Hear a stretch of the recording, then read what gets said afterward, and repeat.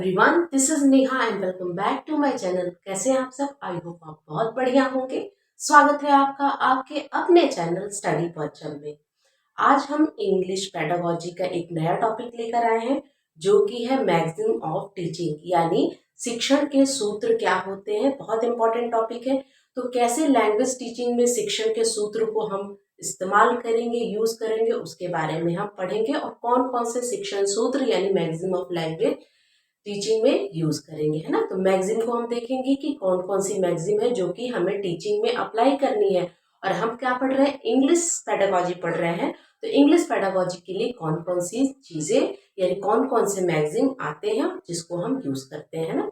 ये magazine of language आप किसी भी सब्जेक्ट में यूज कर सकते हैं। बेसिकली ये टीचिंग की मैगजीन है और इसको यूज करके आप क्या कर सकते हो? टीचिंग को बहुत ही इफेक्टिव बना सकते हो। ठीक है। अगर आप चैनल पे नए हैं तो प्लीज चैनल को सब्सक्राइब कीजिए और बेल आइकन दबाना नहीं भूलिए। उससे क्या होगा कि आपको नए वीडियो के नोटिफिकेशन मिलते रहेंगे। ठीक है ना। तो मेरे चैनल का नाम है स्टडी पर्चम बाय नेहा सिंह। ठीक है। तो अभी हम तैयारी कर रहे हैं सीटेट जुलाई 2024 की, यानी जुलाई में जो सीटेट होने वाला है उसको क्वालिफाई करने के लिए हमें क्या पढ़ना है? इंग्लिश पेडागोजी को बहुत अच्छे से पढ़ना है। स्कोरिंग सब्जेक्ट है तो हमारी कोशिश पूरी रहेगी कि 15 आउट ऑफ 15 हम ला सके इंग्लिश पेडागोजी में। ठीक है।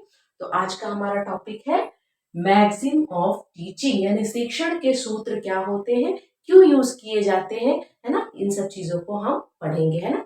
साथ ही में 1 से 2 दिन में आपकी हिंदी पेडागोजी की भी क्लास स्टार्ट हो जाएगी। तो आप बने रहिएगा स्टडी पर्सन चैनल पे, है ना। बहुत अच्छे से बहुत ही सिंपल वे में कंप्लीट हिंदी पेडागोजी पढ़ाई जाएगी। ठीक है। चलिए फिर स्टार्ट करते हैं, है ना। मैक्सिम ऑफ टीचिंग यानी शिक्षण के सूत्र क्यों जरूरी है? Help to make the teaching more effective, यानी टीचिंग को अगर आपको बहुत इफेक्टिव बनाना है ना। टीचिंग को बहुत इफेक्टिव किसी भी क्लास पे अच्छी तरीके से कंट्रोल का मतलब ये नहीं कि बच्चों को शांत कर देना है। कंट्रोल का मतलब ये नहीं कि बच्चे पिन ड्रॉप साइलेंट में बैठे हैं, कुछ कर ही नहीं रहे, डर से बैठे, वो कंट्रोल नहीं। ऐसा कंट्रोल कि सब कुछ हो रहा है, ऑल एक्टिविटी बहुत ही स्मूथली हो, है ना। और सारे सारे बच्चों की साइकोलॉजी को ध्यान रख के, उनके एज फैक्टर को, उनके इंटरेस्ट को ध्यान में रख के हम मैगजीन को सेलेक्ट करते हैं। और हमें देखना होता है कि कौन सा शिक्षण सूत्र, कौन सा ऐसा मैगजीन कहाँ अप्लाई होगा, किस एज में अप्लाई होगा, कौन से टॉपिक पर अप्लाई होगा। ठीक है। तो ये कुछ 8 मैगजीन जो इम्पोर्टेंट है वो मैं आज आपके साथ डिटेल में डिस्क्राइब करूंगी। ठीक है ना। पहला मैगजीन क्या है? फ्रॉम नोन टू अननोन, यानी हमें जो भी पढ़ाना है बेसिकली ये यूज कौन करेगा? मैगजीन एक टीचर यूज करेगा। कहाँ यूज करेगा? अपनी कक्षा में, अपनी क्लास में यूज करेगा। तो वो क्या करेगा? सबसे पहले अगर वो क्या यूज करेगा? नोन टू अननोन, यानी बच्चों को कोई भी टॉपिक इंट्रोड्यूस कराने से पहले उनको प्रीवियस नॉलेज से क्या करना है? परिचित कराना है। जो जो नॉलेज उनको पता है, प्रीवियसली उनको पता है कि ये क्या होता है, उसको बेस बनाकर सबसे पहले आप प्रीवियस नॉलेज को चेक करोगे और प्रीवियस नॉलेज को बेस बना के आप नए टॉपिक को क्या करोगे? इंट्रोड्यूस करोगे। तो उस समय क्या होगा? बच्चे बहुत ही कंफर्टेबल फील करेंगे, क्लासरूम में बहुत अच्छा फील करेंगे उस नए टॉपिक को पढ़ने के लिए, है ना। तो सबसे पहले आपको नोन टू अननोन जाना है कोई भी टॉपिक को पढ़ाने से पहले, यानी बच्चे जो जानते हैं पहले आप उसको पढ़ाओ, उसके बाद उस टॉपिक पर आपको जाना है जो बच्चे नहीं जानते हैं, इसकी हेल्प से, है ना। ठीक है। नेक्स्ट है, अब यहाँ पे नोन टू अननोन में एक आप ले सकते हो कि बच्चे क्या जान, बच्चों से अगर आप फोटोसिंथेसिस पढ़ाना चाह रहे हो और इंट्रोड्यूस कराना चाह रहे हो कि फोटोसिंथेसिस एक प्रोसेस है, तो बच्चों को क्या बोलोगे? बच्चे आप तो जानते हो ना, घर में खाना बनता है ना। तो खाना बनता है और खाना किस लिए बनता है? हम अपना खाना खुद बनाते हैं, किस लिए? हमें एनर्जी मिलती है खाना खाने से। तो उसी तरह बच्चों प्लांट जो है, प्लांट भी अपना खाना खुद बनाते हैं।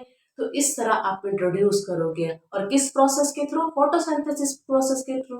Plant can make their own food with the help of sunlight, है ना। इस तरह करके क्लोरोफिल, इस तरह करके आप इंट्रोड्यूस कराओगे, है ना। तो ये हो गया नोन टू नोन। हिंदी में क्या बोलेंगे? ज्ञात से अज्ञात की ओर। ठीक है। नेक्स्ट है फ्रॉम कॉन्क्रीट टू एब्स्ट्रैक्ट। देखिए, कॉन्क्रीट टू एब्स्ट्रैक्ट का मतलब है कि मूर्त से अमूर्त जाना, यानी जो चीज हमारे सामने है ना, जो चीज को हम फील कर सकते हैं, टच कर सकते हैं, है ना, जिसको महसूस कर सकते हैं, उस चीज से पहले बच्चे को क्या कराना है? इंट्रोड्यूस कराना है। उसके बाद उनकी इमेजिनेशन शक्ति को क्या करना है? बढ़ावा देना है। पहले तो ये कैसे होता है, लोअर क्लासेस के बच्चों को क्या बताया जाता है, कॉन्क्रीट ऑब्जेक्ट दिखाकर उनको कोई भी टॉपिक समझाई जाती है। धीरे धीरे उनकी कॉग्निटिव एबिलिटी बढ़ती है एज के अकॉर्डिंग। प्याजे ने भी बताया है कि पहले क्या आता है, कॉन्क्रीट ऑपरेशनल स्टेज आता है, उसके बाद ही आता है आपका फॉर्मल ऑपरेशनल स्टेज, जहाँ पे हम अमूर्त चीजों को ज्ञात करते हैं और अमूर्त चीजों के थ्रू किसी भी चीज को जानते हैं।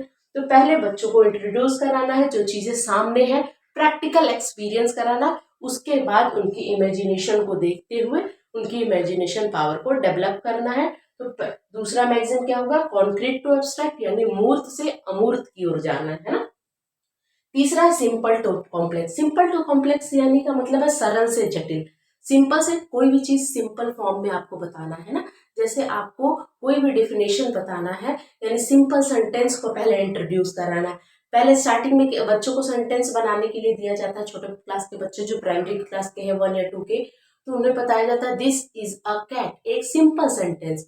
उसके बाद उससे थोड़ा सा वास्ट, उससे थोड़ा सा वास्ट, तो धीरे धीरे उनकी जो है डिफिकल्टी लेवल को बढ़ाना है ना, स्लोली, यानी सिंपल चीजें पहले, उसके बाद कॉम्प्लेक्स चीजों पे यानी जटिल चीजों पे जाना है। उससे क्या होगा कि उनको सीखने में भी अच्छा लगेगा, उनकी इंटरेस्ट बढ़ेगी, है ना, और उनको परेशानी नहीं आएगी। तो तीसरा है सिंपल टू कॉम्प्लेक्स। चौथा है फ्रॉम डायरेक्ट टू इनडायरेक्ट। पहले डायरेक्ट कराना यानी प्रत्यक्ष देना है ना, डायरेक्ट बताना है, उसके बाद इनडायरेक्ट पे जाना है, यानी कोई भी चीज को आपको पहले बताना है, समझाना है, उसके बाद इनडायरेक्ट यानी अप्रत्यक्ष की तरफ जाना है। नेक्स्ट है from whole to part. Whole to part, पहले किसी भी चीज को हमको एज अ होल देखना है ना, उसके बाद उसके एक एक पार्ट को समझना है। किसी भी चीज को पहले होल में देखिए, है ना। जैसे आप एक सेंटेंस बनाते हो, तो सेंटेंस में क्या होता है, नाउन होता है, प्रोनाउन होता है, एडजेक्टिव होता है, कंजक्शन होता है, सब चीजें होती हैं। तो पहले उस सेंटेंस को देखेंगे, उसके बाद उसके पार्ट को देखेंगे कि ये पार्ट नाउन है, ये पार्ट क्या है, प्रोनाउन है, ये पार्ट एडजेक्टिव है, ये आर्टिकल है। तो इस तरह बच्चों को पहले होल समझाओ, उसके बाद पार्ट, है ना। इसी से मिलता जुलता है एनालिसिस टू सिंथेसिस। पहले कोई भी चीज एनालाइज करेंगे बच्चे, एनालाइज यानी टुकड़ों में तोड़ के देखेंगे, है ना। कोई भी चीज को पहले टुकड़ों में तोड़ के देखेंगे, और जब वो टुकड़ों में तोड़ के देखेंगे, एनालाइज कर लेंगे एक एक छोटे छोटे पार्ट को, उसके बाद सबको जोड़कर वो समझेंगे। यानी ये होल टू पार्ट और एनालिसिस टू सिंथेसिस लगभग एक दूसरे का ऑपोजिट माना जाता है, ठीक है। तो एनालिसिस टू सिंथेसिस का मतलब है विश्लेषण से संश्लेषण की ओर, और होल टू पार्ट का मतलब है पूर्ण से अंश की ओर। समझ में आई बात। नेक्स्ट हमारा मैगजीन है फ्रॉम इंडक्टिव टू डिडक्टिव, यानी इंडक्शन टू डिडक्शन। यानी इंडक्शन टू डिडक्शन में क्या होता है कि सबसे पहले आप क्या करोगे, एग्जाम्पल किसी चीज का बताओगे, एग्जाम्पल से रूल की तरफ जाओगे, है ना। पहले किसी चीज का एग्जाम्पल, जैसे बहुत कॉमन सा एग्जाम्पल हम देते हैं टीचिंग में कि बच्चों को नाउन पढ़ाना है, तो सारे बच्चों को क्लास में खड़े करके सारे बच्चों का नाम पूछिए, है ना। नाम पूछिए, ये क्या है, ब्लैक बोर्ड है, व्हाइट बोर्ड है, ये क्या है, डेस्क है, ये क्या है, बेंच है, आपका नाम क्या है। तो इस तरह ये सब है क्या, तो ये किसी भी व्यक्ति का नाम है, और इसी को हम क्या कहते हैं, नाउन। यानी पहले एग्जाम्पल देना है, देन आफ्टर उसके डिफिनेशन पे, उसके रूल पर जाना है। उसके डिडक्टिव क्या होता है, जस्ट इसका अपोजिट, पहले आप रूल बता दीजिए, है ना, कि name of the person thing is called noun, तो इस तरह बता दिया। उसके बाद हम एग्जाम्पल बता रहे हैं, पहले आपने रूल बता दिया, पहले आपने डिफिनेशन को डिस्क्राइब कर दिया, उसके बाद आप एग्जाम्पल दे रहे हैं, तो ये होता है डिडक्शन, है ना। ये बहुत इंपॉर्टेंट है। तो क्लासरूम में कैसे पढ़ाना है, पहले इंडक्टिव, देन आपको डिडक्टिव यानी इंडक्शन से डिडक्शन की ओर जाना है। आठवां जो आखिरी वाला जो मैगजीन है यानी शिक्षण सूत्र है, साइकोलॉजिकल टू लॉजिकल जाना है। साइकोलॉजिकल यानी सबसे पहले बच्चे के इंटरेस्ट पे ध्यान देना है, बच्चे की नीड पर ध्यान देना है, बच्चे की कैपेबिलिटी पर ध्यान देना है, बच्चे की एज पर ध्यान है, और उसके अकॉर्डिंग आपको क्या करना है, कंटेंट प्रोवाइड करना है, उसके अकॉर्डिंग प्लान करना है, उसके अकॉर्डिंग क्लासरूम टीचिंग करनी है कि बच्चे किस मेथड के थ्रू पढ़ सकते हैं, उनके साइकोलॉजी से रिलेटेड है कि नहीं, उनके मेंटल डेवलपमेंट से रिलेटेड है कि नहीं, उनकी एज से रिलेटेड है कि नहीं, है ना। उसके बाद लॉजिकल जाना, यानी पहले क्या जाना है, मनोवैज्ञानिक से तार्किक क्षमता को बढ़ाना है। पहले मनोवैज्ञानिक वाले ध्यान इस पर फोकस करना है, और उसके बाद उसके तार्किक क्षमता को बढ़ावा देना है। तो ये 8 मैगजीन जो हमने पढ़ा, जो कि बहुत इंपॉर्टेंट है और इससे क्वेश्चन आता है, इंग्लिश पेडागोजी हो या किसी भी सब्जेक्ट की पेडागोजी हो, ये मैगजीन हर सब्जेक्ट में आपको पढ़ना है, इसीलिए बहुत इंपॉर्टेंट है। नोन से अननोन जाना है। अब क्या होता है ना, कभी कभी एग्जामिनेशन में क्या होता है कि ऑप्शन में दे देता है कि बच्चों को पढ़ाना एब्स्ट्रैक्ट टू कॉन्क्रीट, तो वहां पे ये रॉन्ग हो जाएगा। आपको ये पता होना चाहिए कि कैसे पढ़ाना है। नोन से अननोन जाना, अननोन से नोन नहीं जाना है ना, तो उल्टा नहीं जाना है। आपको ये जो सीक्वेंस है आपको याद रहना चाहिए, और ये सारे मैगजीन पर क्वेश्चन बनते हैं, इसीलिए ये मैं 8 मैगजीन आपको पढ़ाई, बहुत इंपॉर्टेंट है किसी भी टीचिंग के लिए।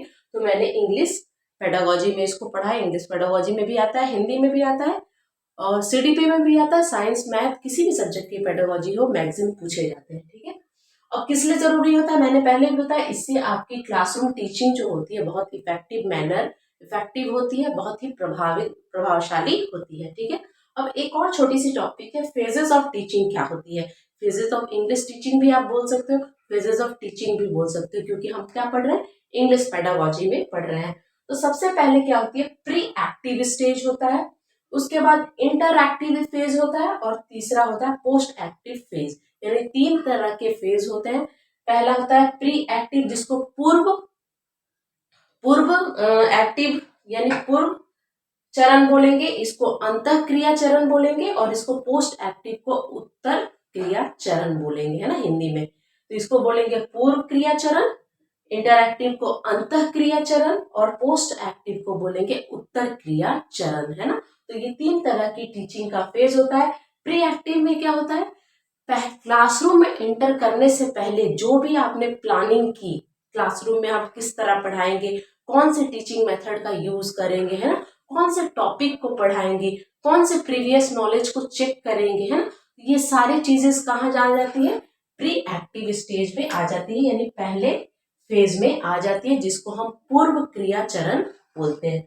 दूसरा होता है इंटरएक्टिव यानी अंतः क्रिया।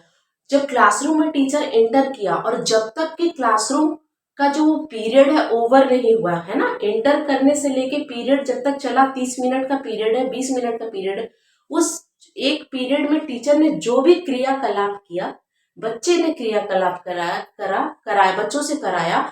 जैसे बच्चे क्या कर रहे हैं, एक्टिविटी कर रहे हैं, बच्चे रीडिंग कर रहे हैं, है ना, बच्चे क्या कर रहे हैं, ग्रुप डिस्कशन कर रहे हैं, तो ये सब चीजें क्या होती है, या किसमें आती है, इंटरएक्टिव फेज में आती है, यानी अंतःक्रिया चरण में आती है।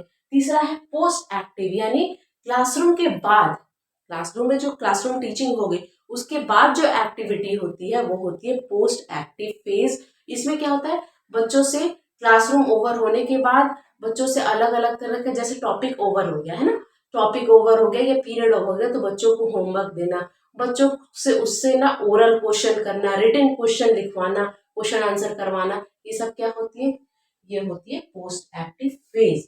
तो आज हमने मैगजीन ऑफ टीचिंग पढ़ी और फेजेस ऑफ टीचिंग पढ़ी, जिसमें pre active, interactive and post active phase पढ़ा। बहुत इंपॉर्टेंट है एग्जामिनेशन पॉइंट ऑफ व्यू से। नेक्स्ट क्लास में हम कुछ ऐसे टॉपिक को पढ़ेंगे जो कि फ्रिक्वेंटली इंग्लिश पेडागोजी में पूछे जाते हैं, बहुत इंपॉर्टेंट टर्म्स है, टर्मिनोलॉजी है, उसको डिस्कस करेंगे। अगर आपको वीडियो अच्छा लगे तो प्लीज लाइक कीजिए, शेयर कीजिए एंड सब्सक्राइब कीजिए। तब तक के लिए thank you so much for watching, bye.